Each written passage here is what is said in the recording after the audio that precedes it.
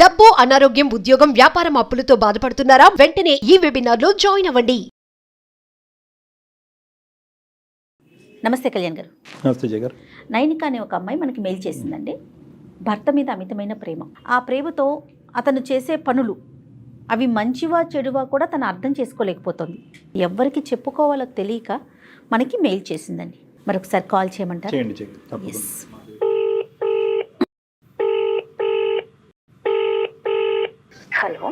Hello, నమస్తే అండి. నైనిక గారా?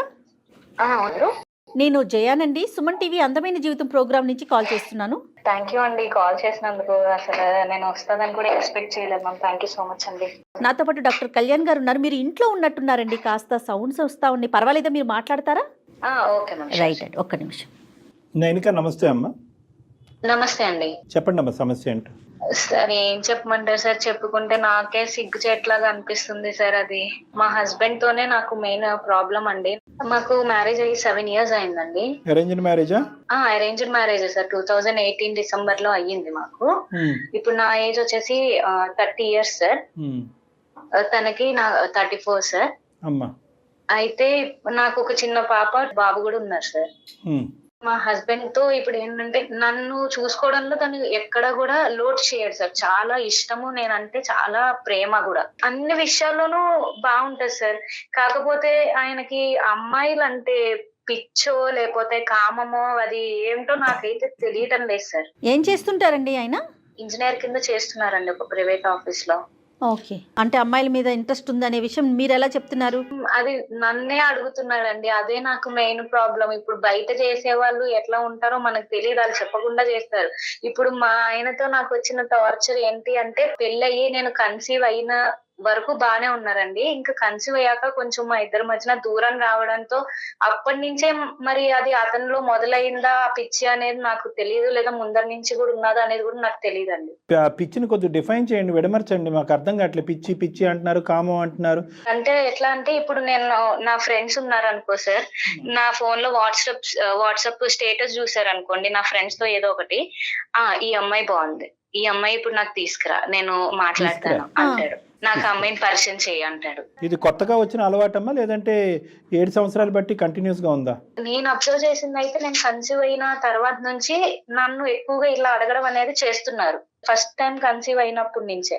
మా పెళ్ళైనప్పుడు కూడా రిసెప్షన్ కి అందరూ వస్తారు కదా సార్, నా ఫ్రెండ్స్ కానీ ఎవరో ఒకళ్ళు వస్తారు కదా, అప్పుడు కూడా వాళ్ళని సరదాగా కామెంట్ చేయడము, లేదంటే వాళ్ళు వచ్చినప్పుడు హగ్ ఇవ్వడము, షేకండ్ ఇవ్వడము ఇస్తే నేను సరదాగా ఏడిపిస్తున్నారేమో, నార్మల్ గా టీజ్ చేస్తూ ఉంటారు కదా అని అలా అనుకునేదాన్ని సార్. ఇప్పుడు మా చుట్టాలు ఉన్నారు అనుకోండి, కొంచెం మరదలు వరుస ఉన్న వాళ్ళు ఎవరైనా ఉన్నారనుకో సార్, వాళ్ళతో కూడా ఇలానే చేస్తున్నారు. వాళ్ళతో కూడా నాకు తెగదెంపులు అయిపోయినాయి సార్. ఏంటి మీ ఆయన ఇలాంటోడా అని చెప్పేసి. అలా కదా నేను అనేది ఏంటంటే, అందరికీ అతను పరిచయం చేసుకోవాల్సిన ఆడవాళ్ళు అందరూ కూడా మీ ద్వారా రావాలా, లేదంటే అతను విడిగా వేరే వాళ్ళని పరిచయం చేసుకుంటాడా అని అడుగుతున్నా. అంటే అలా కూడా చేసుకుండొచ్చు సార్. అంటే నా వరకు తన సైడ్ చెప్పలేదు ఎప్పుడు. ఇప్పుడు గొమ్మని ఏదైనా మార్కెట్ కి వెళ్ళాం అనుకో సార్, ఆడమ్మాయి ఉంటే అక్కడే కొంటాడు, 10 రూపాయలు ఎక్కువ ఇచ్చి అక్కడైనా కొంటాడు, కానీ అబ్బాయిల దగ్గరికి అయితే వెళ్ళనియాడు.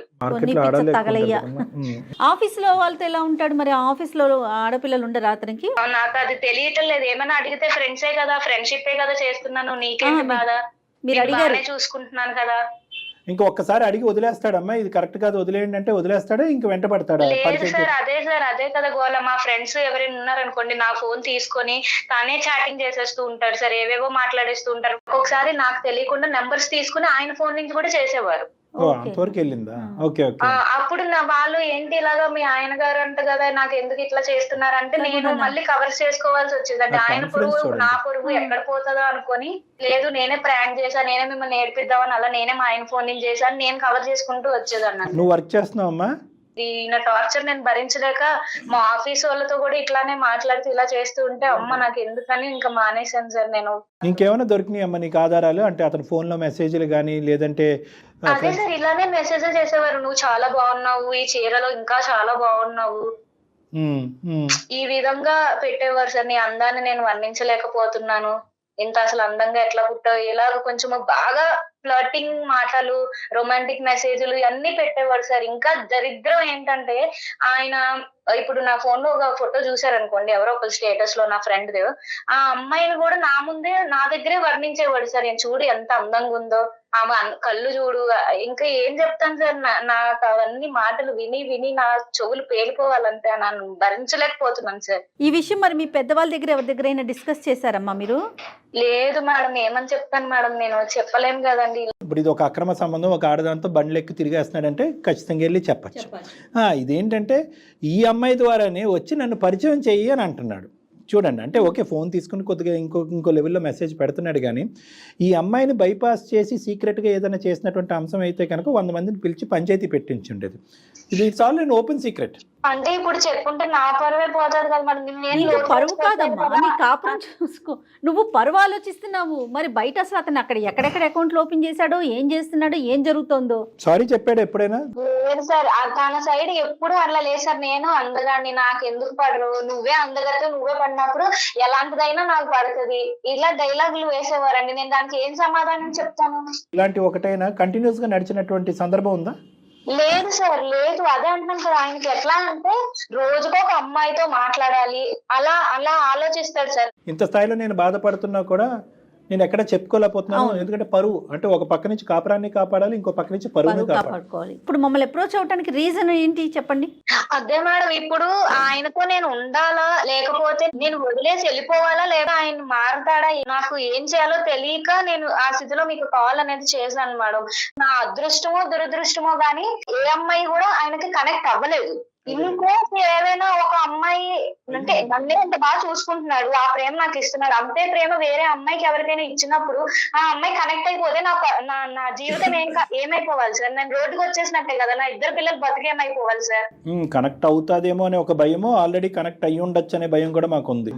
నా పిల్లల భవిష్యత్తు కూడా నాకు ఇంపార్టెంటే కదండి. ఇప్పుడు నాకు ఒక కొడుకు ఉన్నాడు, ఈ తండ్రిని చూసి ఆ కొడుకు కూడా అలాగే పెరిగితే, ఇప్పటికీ 3 ఇల్లులు మారాం సార్. ఎన్నాళ్ళని ఇలా మేము పరుగులు తీస్తూ వేరే వేరే ఇంటికి కూడా మారుతుంటాం సార్. అక్కడ ఉంటే ఆ ఓనర్స్ తో గొడవ, లేకపోతే ఇట్లానే ఏదో ఫ్లడ్ చేయడము, వాళ్ళందరూ వచ్చి నన్ను అడుగుతున్నారు, నేను ఏం సమాధానం చెప్పుకుంటాను సార్? అమ్మ, పెళ్లి కాని మగవాళ్ళు అనే ఊరు ఉంటే కనుక అక్కడికి వెళ్ళిపోండి. మీరు ఉన్న చోటనే ఉండండి, మనిషి మారుతాడేమో ట్రై చేద్దాం. అతని బుద్ధిని మార్చుకోవాలి, ఇంకా అంతే. నేను ఒకసారి మీకు ఆయనతో కాల్ కలుపుతాను, ఒకసారి మాట్లాడండి. కలుపమ్మా.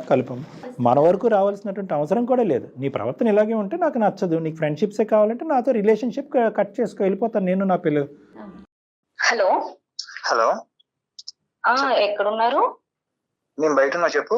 కాదండి, నా వల్ల అవ్వట్లేదు. మీరు ఈ అమ్మాయిలతో మాట్లాడటం, ఈ చాట్లు చేయడం ఇవన్నీ మానేసి నాతో ఉంటారా లేకపోతే నాతో ఉండరా నాకు చెప్పండి. నేను ఈ టార్చర్ భరించలేకపోతున్నానండి. 3 years నుంచి మీకు చెప్తాము అనుకుంటున్నా గానీ మీరు చూపించే ప్రేమ వల్ల నేను అది బయట పెట్టలేకపోతున్నాను. నా నోటి నుంచి ఆ మాట రాలేకపోతుంది. కానీ ఇంకా నా సహనం అనేది చచ్చిపోయిందండి. ఇప్పటికైనా మీరు ఆ అలవాటు అనేది మానేస్తారా లేకపోతే మానరా నాకు చెప్పండి. కాదు ఇది కాదు, నువ్వు దేనికోసం చేసినావు? ఫస్ట్ ఏం మాట్లాడుతున్నావు? అది ఏమైంది నీకు? మాట్లాడకండి, మీకు తెలీదా మీరు ఏం చేస్తున్నారో? నా ముందే నా ఫోన్ తీసుకునే కదండి మీరు అడుగుతారు, ఆ అమ్మాయి బాగుంది, ఈ అమ్మాయి బాగుంది అని. నేను ఇప్పుడు ఏమి నీకు తెలియకుండా నీ ఫోన్ లో తీసుకుని నీ ఫ్రెండ్స్ ని వాళ్ళని ఏమి ఫార్వర్డ్ చేయట్లేదు కదా, మొత్తం అందరు నేనే. చేసేది తప్పు కాదు అంటారా? మీరు చేసేది కరెక్ట్ మీరు ఫీల్ అవుతున్నారా? నేను ఫ్రెండ్షిప్ చేస్తున్నా. మీకు అమ్మాయిలే ఫ్రెండ్షిప్ కావాలండి, అబ్బాయిలు కూడా ఉన్నారు కదా మీ స్నేహితుల్లో, వాళ్ళతో చేసుకోవచ్చు కదా, అమ్మాయిలే ఎందుకు మీకు? ఇప్పుడు అమ్మాయిలు ఎందుకంటే ఇప్పుడు నేను మొగలతో చేస్తుంటే అక్కడికి రా ఇక్కడికి రా తాగు తనలు జరుగుతున్నాయి కదా. ఇప్పుడు అమ్మాయిలతో ఫ్రెండ్షిప్ చేస్తున్నా. ఫ్రెండ్షిప్ ఏమైంది? తప్పేముంది? అబ్బాయి అయితే ఏంది, అమ్మాయి అయితే ఏంది, తప్పేముంది అసలు? ఇప్పుడు ఒక అమ్మాయి 2 అమ్మాయిలు అయితే అనుకోవచ్చండి, ఎంత మందితో ఫ్రెండ్షిప్ చేస్తారండి మీరు? ఎన్నిసార్లు నాకు రోజు ఒక అమ్మాయి కావాలి, నాకు ఈ అమ్మాయితో జడ్జ్ అయ్యి, ఈ అమ్మాయితో మాట్లాడు, ఈ అమ్మాయి అంతకుందని మీరు ఎన్నిసార్లు నాకు అనలేదు మీరు?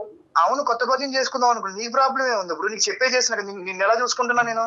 నాకెందుకంటారేంటండి? నాకే కదా కావాలి, నేనే కదా మీ భార్యని. నైనిక, మీ వారి పేరు ఏంటమ్మా? వివేక్ సార్. వివేక్, నమస్తే నాన్న. నా పేరు డాక్టర్ కళ్యాణ్ చక్రవర్తి. మేము బ్యాక్గ్రౌండ్ లో ఉన్నాము. మా కాల్లో మీరు బ్యాక్గ్రౌండ్ లో మీరెవరు? ఆవిడ కలిపింది కాబట్టి మేము బ్యాక్గ్రౌండ్ లో వచ్చాము. ఇప్పుడు 4 లోకి వస్తున్నాం. విను, ఒక 2 నిమిషాలు విను. మేము నీ ఫ్రెండ్సే. ఇప్పుడు ఏంటంటే బేసికలీ ఆ అమ్మాయి ఏంటంటే మాకు హెల్ప్ గురించి అడిగింది. నైనిక మాకు ఈమెయిల్ పంపించింది. మేము సుమన్ టీవీ అందమైన జీవితం, నేను హోస్ట్ ఇక్కడ. వినండి ఒక 2 నిమిషాలు. కాదు, మీ ప్రాబ్లం మా ప్రాబ్లం కాదండి. మాకు ఈమెయిల్ చేసినప్పుడు మా ప్రాబ్లమే అది. మేము కూడా అది మా ఫ్యామిలీలో ట్రీట్ చేసి ఆ అమ్మాయికి హెల్ప్ చేయాలని ముందుకు వచ్చాం. కాబట్టి మీ అనేది ఏమీ లేదు, మేము ఇన్వాల్వ్ అయ్యాము. కాబట్టి ఒక 2 నిమిషాలు ఓపిక్గా వినండి. ఇది ఇంకో లెవెల్కి వెళ్లకుండా మనం సానుకూలంగా రిజాల్వ్ చేసుకుందాం. ఆ అమ్మాయికి మాకు ఈమెయిల్ పంపించింది. నా యొక్క ప్రాబ్లం ఎవరికి చెప్పుకోలేకపోతున్నాను. నా భర్త విపరీతంగా ప్రేమిస్తాడు, నన్ను నా పిల్లల్ని అద్భుతంగా చూసుకుంటాడు. కానీ ఈరోజు ఏమైంది అంటే కనుక ఫస్ట్ ప్రెగ్నెన్సీ కాడి నుంచి ఇతను ఆలోచన శైలిలో చిన్న మార్పు వచ్చింది. విపరీతమైనటువంటి ఫ్రెండ్షిప్లు అనేటటువంటి వాటి వెంట పడుతున్నాడు. అందులో ఫ్రెండ్షిప్లు అంటే అబ్బాయిలు కాదు, అమ్మాయిలు ఫ్రెండ్షిప్. నా కళ్ళు ఎదురుగుంటానే వేరే ఆడపిల్లల్ని పొగుడుతున్నాడు, నా ఫ్రెండ్స్నే పరిచయం చేయమంటున్నాడు. ఇది నాకు చాలా ఇబ్బందికరంగా ఉంది. అంటే ఫ్రెండ్షిప్సే కదమ్మా, ఏమున్నాయిలే, ఇంకా దానికి మించి తప్పేమీ లేదు అంటే కనుక నా కళ్ళు ఎదురుగట్టు కనిపించేది ఇంతే కదా సార్, నాకు కనిపించింది ఇంకా ఎంత ఉందో అనేది నాకు భయంగా ఉంది. నా పిల్లలు నా భవిష్యత్తు ఎలా ఉంటుంది అనేది భయంగా ఉందని ఆ అమ్మాయి చెప్తే, ఆ అమ్మాయిని ఓదారుస్తూ కొద్దిగా ధైర్యం చెప్తూ, అలాగేం కాదమ్మా, ఒక 2 నిమిషాలు నీ భర్తతో మాట్లాడి ఏం జరిగిందో మనం కనుక్కుందాం అని చెప్పి హెల్ప్ చేయడానికి మేము ముందుకు వచ్చాం. కాబట్టి మీరెవరు, మీరు ఎక్కడి నుంచి వచ్చారు, మీ బ్యాక్గ్రౌండ్ ఏంటి, ఇవన్నీ అక్కర్లేదు. మీకు ఆ అమ్మాయికి డిఫరెన్సెస్ అనేది రిజాల్వ్ అవుతాయి. లేదంటే ఆ అమ్మాయి క్లియర్ కట్ గా ఒక థ్రెట్ ఇచ్చింది, ఇది రిజాల్వ్ అవ్వకపోతే పెట్టి బేడ నా పిల్లల్ని చదువుకుని వెళ్ళిపోతానండి అని కూడా చెప్పింది మాకు. అంత ప్రేమగా చూసుకుంటే ఎట్లా వెళ్ళిపోతుంది? అదే ప్రేమ అనేటటువంటిది మీ నిర్వచనం కాదండి. నువ్వు ఎవరినైతే ప్రేమిస్తున్నావో వాళ్ళ నిర్వచనం కూడా మీరు వినాలి. అంటే నువ్వు ఎంత ప్రేమనిచ్చినా కూడా ఇక్కడ నువ్వు వ్యవహరించే తీరు, పద్ధతి, వాడేటటువంటి పదాలు, వేరే స్త్రీలని ఆ అమ్మాయి కళ్ళెదురుగుంటా వర్ణించటం, ఇవన్నీ చూస్తుంటే ఆ అమ్మాయికి ఎందుకు ప్రేమిస్తున్నావురా బాబు అని అడుగుతుంది మాతో. కళ్ళు ఎందుకు ఉన్నాయి సార్? చూడనీకే కదా ఉన్నాయి. వర్ణించడానికే కదా ఉన్నాయి. అదే వర్ణిస్తున్నా కదా, నేను తప్పుగా వర్ణించట్లేగా, ఉన్నదే చెప్తున్నాను కదా. అంటే నువ్వు వర్ణించేటటువంటిది ఎదురుగా ఉండేటటువంటి నీ భార్యకి నచ్చకపోయినా కూడా వర్ణిస్తావా? సరే, భార్యకే చెప్తున్నాను, వేరే అమ్మాయి దగ్గరికి వెళ్ళి చెప్పట్లే కదా అలా అని. చెప్తే చెప్పు తీసుకు కొట్టిద్ది. నీ భార్యకే చెప్తున్నావు. ఇప్పుడు బయట వాళ్ళు మీ భార్యను అలా వర్ణించినా కూడా మీకు ఓకేనా? ఒకసారి క్లారిఫికేషన్ గురించి అడుగుతున్నాను. అది ఎలా కుదురుతుంది అంటే, నీకు ఒక పుస్తకం భగవంతుడు, ఆడవాళ్ళకి ఒక పుస్తకం రాశాడా? నేను ఫ్రెండ్షిప్ చేస్తున్నా సార్ అమ్మాయిలతో, నేను ఫ్రెండ్ చేయలేదు కదా సార్. మీ ఆవిడతో కూడా ఎదురింటి అంకులు ఫ్రెండ్షిప్ గా చేసి ఒక ఫోన్ కాల్లో ఒక మెసేజ్ పంపిస్తాడు, వర్ణిస్తాడు. మరి అది కరెక్టా తప్పా? కరెక్ట్ కాదు సార్. అది భార్యాభర్తలుగా మీరు 7 సంవత్సరాల పాటు అసలు ఈ సమస్య రానటువంటిది లాస్ట్ 3 years లో ఎందుకు ఇబ్బందికరమైన పరిస్థితులు వచ్చినాయి?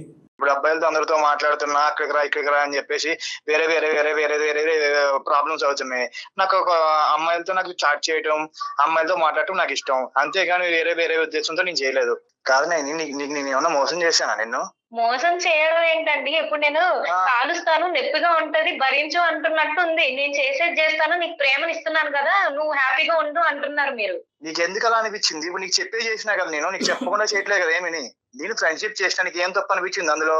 అది నీకు ఏ విధంగా ఫ్రెండ్షిప్ అనిపిస్తుంది అండి? ఫ్రెండ్స్ లో అలా మాట్లాడతారా? నీకు చీర బాగుంది, నువ్వు అందంగా ఉన్నావు, నీ కళ్ళు బాగున్నాయి, నాతో డేట్ రా, ఇట్లా మాట్లాడతారా? ఫ్రెండ్షిప్ లో ఏ విధంగా అంటే అట్లా మాట్లాడతారు?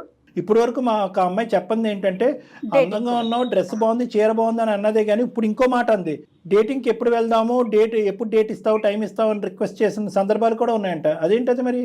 ఇప్పుడు వరకు కళ్ళు ఉంటే చూడవా, అందం ఉంటే పొగడవా అంటున్నావు, మరి ఏం పొగట్టడానికి డేటు? ఫ్రెండ్షిప్ అంటే అదేనా మరి? Friendship sir, friendship. అది ఫ్రెండ్షిప్ లో అడిగినా. సరే, ఎన్ని డేట్లు అయినాయి ఇప్పుడు వరకు? డేట్లు ఏం అవ్వలేదు సార్, ఫ్రెండ్షిప్ లో అడిగినా. ఆఫర్ రాలేదు కాబట్టి ఇక్కడ ఉన్నావు, లేదంటే ఆఫర్ వచ్చుంటే ఎల్లుండేవాడు కదా. నా జీవితం అప్పుడే నాశనం అయిపోయి ఉండేది సార్. ఎవరితో ఒక తొప్పుకుని ఉండుంటే అప్పుడే నా జీవితం అంతా గంగపాలు. ఈ డేట్లు ఏంటో, ఈ ఇయర్లు ఏంటో నాకు అర్థం కావట్లేదు. కానీ ఇప్పటికైనా నువ్వు చెప్పు, ఎందుకు ఇలా మారావు? 4 years ఇలా ఉండనటువంటి మనిషి, ఆ అమ్మాయి అండర్స్టాండింగ్ అయినా మా అండర్స్టాండింగ్ అయినా ఒకసారి చెప్పు. అవును సార్, 1 year తర్వాత తనకి డెలివరీ టైం, ప్రెగ్నెంట్ అయింది. డెలివరీ టైంలో అక్కడ కాసేపు ఇక్కడ కాసేపు ఉంది. నాకు విపరీతమైన ప్రేమ ఉంది ఈమె మీద, నాకు ఎవరి మీద చూపించాలో తెలియలేదు అని చెప్పి క్యూలో పెట్టి అందరి మీద చూపెడుతున్నావా?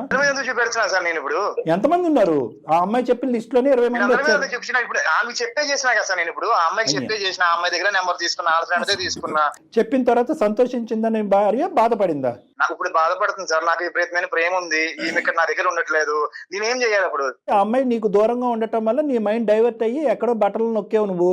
ఇప్పుడు అది కాదు సమస్య. ఇప్పుడు ఇద్దరు వాళ్ళు వచ్చిన ప్రెగ్నెన్సీకి నేను వేరే ఆడవాళ్ళతో మాట్లాడుతున్నాను, దానికి నువ్వే కారణం అని చెప్పి ఆ అమ్మాయి కంట్లో పొడుస్తావేంటి? నువ్వు చేసినటువంటి తప్పు, నువ్వు చేసినటువంటి పాపాన్ని సమర్థించుకునేటటువంటి ప్రయత్నంలో నీ ప్రెగ్నెన్సీ, నువ్వు పిల్లలు కంటూ నీ పిల్లలు.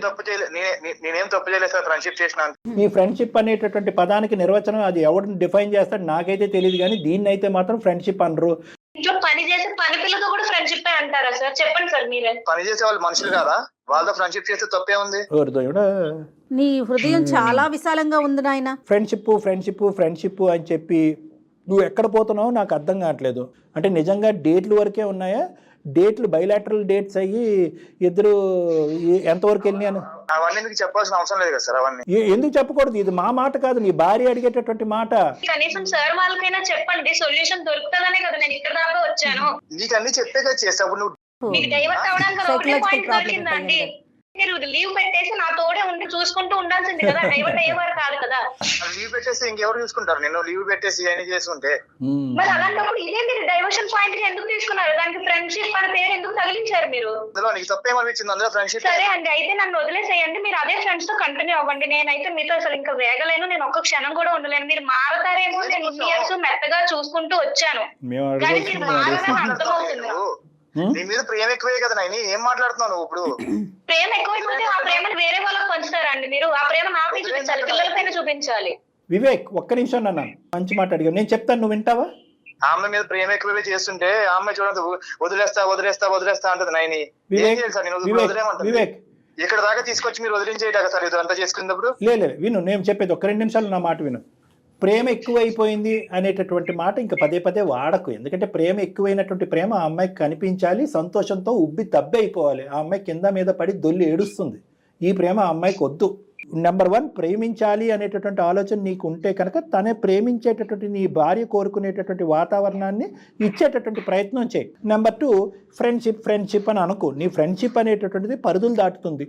నువ్వు అనవసరంగా ఏంటంటే నీవు చేసేటటువంటి పనిని పదే పదే సమర్థించుకుంటూ దానికి ఫ్రెండ్షిప్ అని, విపరీతమైన ప్రేమని అని అన్నీ అంటున్నావు. సేమ్ యాంగిల్ మీ ఆవిడతో కూడా జరిగితే కనుక ఊరుకుంటావంటే కనుక నడ్డిరుస్తానని అంటున్నావు అవతల వ్యక్తికి. నీకొక న్యాయం, ఆ అమ్మాయికి ఒక న్యాయం ఏంటి? మీ భార్య కూడా నేను విపరీతంగా ప్రేమిస్తుంది, విపరీతంగా ప్రేమిస్తున్నాను, నీకు అన్నీ ఇస్తున్నాను కాబట్టి భర్త ఇంట్లో లేనప్పుడు టైంలో నేను వేరే ఫ్రెండ్షిప్లకు అని చెప్పి ఆ అమ్మాయి పోలేదు, ఎవరిని డేట్లు కావాలని అడగలేదు. మరి ఏంటి లెక్క? సో కాబట్టి ఏంటంటే నువ్వు బ్లైండ్గా నేను ప్రెగ్నెన్సీ అప్పుడు, మా భార్య ప్రెగ్నెన్సీ అప్పటి నుంచి నేను డైవర్ట్ అయిపోయాను, అది ఆనవాయితీ, అది ఒక పద్ధతి, ఒక అలవాటు, అందులో ఏమీ తప్పు లేదు అని చెప్పి నువ్వు కంటిన్యూ అయిపోతున్నావు. బహుశా ఇప్పటి వరకు నిన్ను నిలవరించి, నిన్ను అరికట్టి ఇది తప్పురా బాబు అని చెప్పేటటువంటి ధైర్యం ఎవరు చేయలేదు. ఆ అవకాశం రాకపోవటం వల్ల నువ్వు బ్లైండ్గా ముందుకెళ్ళిపోతున్నావు నాకు అనిపిస్తుంది. ఇప్పటికైనా నీ బుద్ధులు సరిదిద్దుకో. ఎవరన్నా ఒక అమ్మాయి ఇతను ఇట్లా నన్ను ఫోనులు చేస్తున్నాడు, ఇరికిస్తున్నాడు, లేకపోతే ఇట్లా మాట్లాడుతున్నాడని ఏదైనా కంప్లైంట్ దాకా కానీ, లేకపోతే వేరే రకంగా బెదిరించిన అబ్బాయి జీవితం ఏమవుతుందండి? వాళ్ళ కుటుంబం ఏమవుతుంది? అవునా కదా? థ్రెట్ ఉంటుందా ఉండదా కళ్యాణి గారు?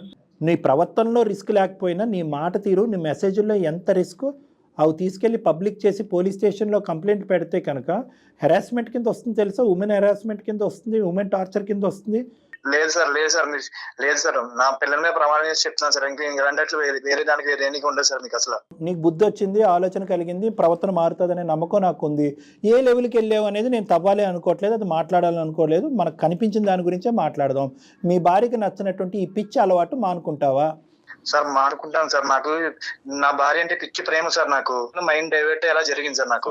నైని మళ్ళీ ఎంత ముద్దుగా పిలుస్తున్నాడు. చెప్పండి. ఇంకొకసారి అలా జరగదు నైని. ఇప్పటికైనా మీరు మారుతారా నాకు చెప్పండి. మీ నోటి నుంచి ఆ మొక్క అయితే నేను వినట్లేదు మారుతాను అనేది. లేదు నైని, నువ్వు లేని ప్రపంచంలో నేను కూడా లేను నైని. నువ్వు వదిలేస్తానంటే నేను ఎలా తట్టుకుంటా చెప్పు? సార్ మీరు రేపు పొద్దున ఫ్రీగా ఉంటే అపాయింట్మెంట్ ఇప్పించండి సార్. రేపు మార్నింగ్ వచ్చి కలుస్తాం. రేపు మార్నింగ్ సూపర్. ఇప్పుడు వదిలేస్తానంటుంది సార్. మీరే చూడండి సార్ కొంచెం. అమ్మా సార్ 2 గుర్తుపెట్టుకో. మారిపోయింది సార్, ఓకే సార్, ఇక్కడతో కథ కంచుకెళ్ళినట్టే. వచ్చి కూడా కలుస్తాను అంటున్నాడు కాబట్టి ఇక్కడ డబుల్ మనకి గ్యారంటీ వచ్చింది కాబట్టి కొద్దిగా సంతృప్తి చెందవలసిన అవసరం నువ్వు ఉంది. ఓకే, నమ్మకంతో ఉంది, ఎందుకంటే నువ్వు లేనటువంటి జీవితం ప్రపంచం లేదు అంటున్నాడండి. 3 years పాటు నువ్వు ఎంతమంది అమ్మాయిలకి మెసేజ్లు పంపించావు, ఏ విధమైనటువంటి నుంచి నీకు ఒకటి రాకపోవటం అనేది మనం చేసుకున్నటువంటి ఒక అదృష్టం. కర్మకాలి అవతల అమ్మాయిలు ఎప్పుడైనా రేపు పొద్దున ఫ్యూచర్లో ఇప్పుడు నో అన్నాను కానీ ఇప్పుడు ఎస్ నేను రెడీ అన్నది అనుకో, మన కర్మకాలి. అప్పుడు కూడా నువ్వు ఇదే రెసిలియన్స్, ఇదే టఫ్నెస్తో ఉండటం అనేది ఇంపార్టెంట్. మార్పు అనేది కేవలం నీ సైడ్ నుంచి మెసేజ్లు పంపించడంలో కట్టింగ్ కాదు, అటువైపు నుంచి ఏమన్నా రేపొద్దున రెసిప్రొకేషన్ వచ్చినా కూడా ఇదే స్ట్రెంగ్త్, ఇదే స్టెబిలిటీ మెయింటైన్ చేయాలనేది నా తాపత్రయం. లేదు సార్, మారుతాను సార్. తను లేకుండా నేను ఉండలేను సార్. అసలు మారుతాను సార్. సరే ఒకసారి వస్తారు. ఖచ్చితంగా నేను మీ దగ్గరికి అయితే వస్తాను సార్. తను మారుతాను అంటున్నాడు కాబట్టి లాస్ట్ హోప్ గా అయినా నేను వస్తాను సార్. ఎన్ని సెషన్స్ అయినా కూడా నాకు పర్లేదు, ఆయన నా ఓల్డ్ వివేక్ గా మారిపోతే నాకు అంతే చాలు సార్. ఖచ్చితంగా మేమైతే నేను మీ దగ్గరికి తీసుకొస్తాను సార్. తప్పకుండా అమ్మా, తప్పకుండా. Thank you madam, thank you so much అండి. ఓకే వివేక్ నాన్న. సరే sir. Okay, all the best నాన్న. Thank you sir. Thank you.